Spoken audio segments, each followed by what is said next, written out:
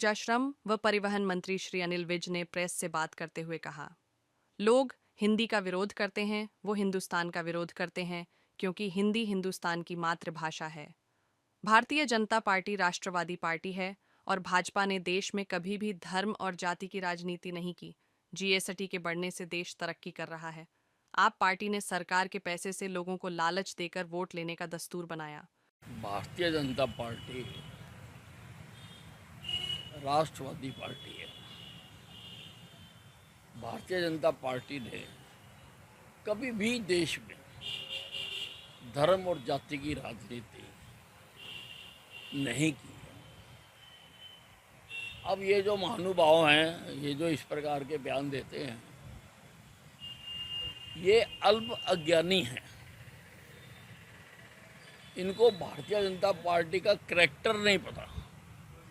पहले सारे हिंदुस्तान में भारतीय जनता पार्टी का करैक्टर जान लें, फिर ऐसी बात कहनी चाहिए। देखिए, जो लोग हिंदी का विरोध करते हैं वो हिंदुस्तान का विरोध करते हैं, क्योंकि हिंदी हिंदुस्तान की मातृभाषा है। आप अपनी अपनी भाषाएं भी पढ़ाओ, उसमें किसी को कोई इतराज नहीं है, लेकिन ये कह रहा कि हम हिंदी पढ़ने नहीं देंगे, इससे देश का जो संघीय ढांचा है वो टूटता है। देश के संघीय ढांचे को बनाए रखने के लिए हिंदी भाषा, उसमें एक सूत्र है जो सारे देश को एक देश के रूप में पिरो के रखती है। किसी से जबरदस्ती जीएसटी वसूला जा रहा है, राहुल गांधी जी बताएं। और जब से जीएसटी लगा है, इस बार तो मेरा ख्याल है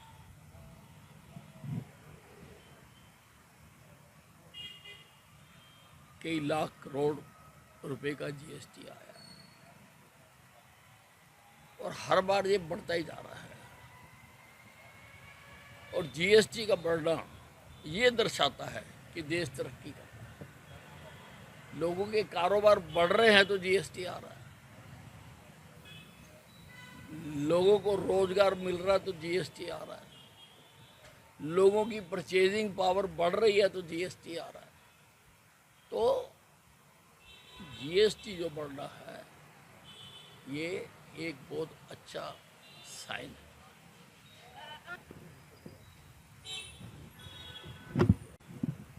अगर ये ईपर नीचे होता रहता है